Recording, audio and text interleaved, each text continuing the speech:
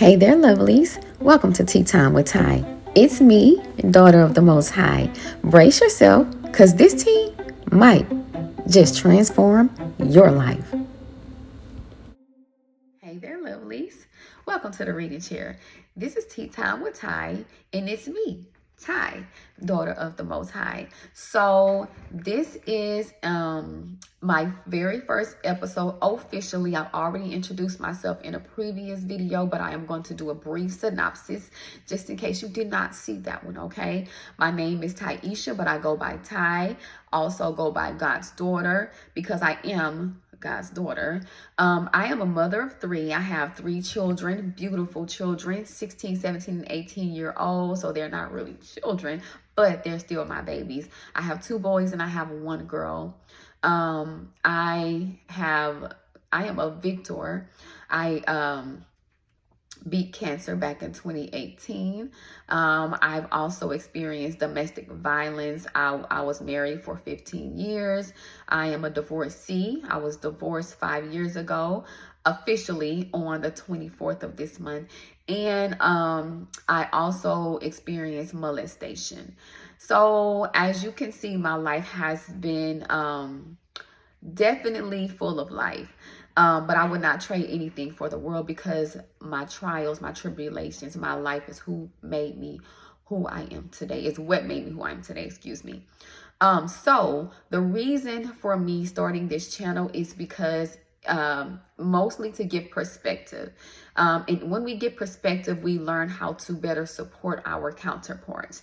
Everyone goes through things. It may not be molestation. It may not be cancer. It may not be domestic violence, but everyone experiences life, and we as human beings have the natural proclivity to look upon other people's situation with judgment and condemnation instead of support. So when you have that perspective, it helps you to understand what someone else may be going through, and that helps you to better support them because we are lovers and supporters, not judges. Okay, so with that being said, that's enough about that. I'm going to go ahead and jump into this segment, and I'm going to start this off by the reading of a poem that I wrote ages ago.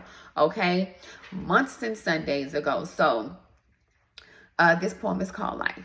Okay, I was looking through at the sky one day after it rained, and I saw the sun peeping through the clouds. But soon, the brightness of the sun was overtaken by the dullness of the clouds. Sometimes that's how life could be. It could be quite scary. We search for happiness and to live life in joy, but it's so far and few in between. We have a moment or maybe an hour of sunbeam, but a cloudy day is never far away. I can only imagine how a lifetime of happiness could be. Always thrilled to wake up, never wanting to go to sleep, falling in love with life and the air that we breathe. I wouldn't have to worry about stress, mess, or tests. Just love and be loved, not guessing whether or not I'm blessed. In a parallel universe, this is how I think it would be. The sun will always shine and there will always be a cool breeze. We wouldn't have to work for money. It would really grow on trees. But unfortunately, and fortunately, that's not how it works. Without rain, without clouds, there's no rain. Without rain, there's no growth. Everything dies. This is how it works when we face storms in our lives. Life is good with bad, happy with sad, sun with clouds, joy with sorrow. Honestly, I think it's better that way. Life, it'll be too bored otherwise. Life makes for an interesting day. Like the songwriter says, you're not truly living unless you've been through life, which is why I love my happiness and I embrace my strife. See the glass half full, keep my friends close and my enemies closer, and continue to travel upon this journey that I call life. So I hope that you guys enjoyed that little poem. And I wrote that poem, like I said, ages ago. And what brought me to writing poems is when I used to go through things and I would be so depressed and distraught, and I would just begin writing. And I would always start the poem off being distraught, being distressed, and being depressed. But by the end of that poem, it would always end up in positivity. And that's how I think that a lot of situations are in our lives. But if we begin to see the glass as being half full instead of half empty, and we begin to look at it in a positive manner, then it'll help us to better navigate our different circumstances. So, okay. So with that being said, now let's get to the juice. So I am going to go ahead and read an excerpt from my book. My book is called Spilling My Tea. And this excerpt is going to be regarding my first experience with molestation. This is not for children under the age of 18. And this is not for those who are sensitive to things of this nature. So I would suggest that if you don't want to hear things like this, or if this makes you uncomfortable, that you go ahead and hop off now. So this is just going to be one paragraph out of my first segment called Childhood. It was a day like no other. Ty sat on the couch, and there next to her sat a man, unfamiliar, but yet familiar. Maybe a distant uncle.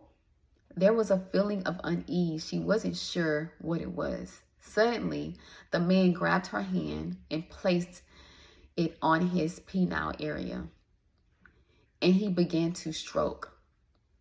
An overwhelming feeling of fear, discomfort, and anger flowed through Ty's little body. And before she knew it, she snatched her hands away and sat there on a sofa, frozen. Ty had to be about 5 years old when this incident occurred, and little did she know, it would not be her last. So this again is an excerpt from my book. And as me being Ty and actually experiencing that moment, I could say how I felt. And I remember this, although I was very young. I didn't know what was going on. I honestly didn't know what was going on, but I knew that it was wrong, although I really didn't know right from wrong. And I knew that it was something that he wasn't supposed to be doing. So that experience was the first experience that really stuck with me. It stuck in my mind. For a long time, I carried that with me, that image with me as a child. And that contributed to my anger as a child. It contributed to a lot of things that I experienced as a child. And I was fearful. I didn't tell anyone because I was afraid to tell anyone, because I thought it would make me look like, I was a villain, or maybe did I do something wrong, or did I approach the situation incorrectly? Should I have done something else? Should I have screamed? Why didn't I scream? Why didn't I say anything? I don't know. But how do you think you would feel in that situation? What would you do? Do you think that if it were you would have screamed? Would you have told a parent or an adult, another adult? Would you have contacted law enforcement? As a 5-year-old child, would you really have taken action? Let me know. So guys, this is it for today. But this is the first episode. I'm still working out all of the kinks. But I definitely want this to be something that is open. This is a judgment-free zone. So if you have judgmental remarks, you may as well not even comment. But if you are here and you really want to gain perspective and you really want to be supportive, please place your comments in the chat. I will be happy to go through this journey with you. But that's all for today, guys. Thank you so much for hopping on. Okay, bye.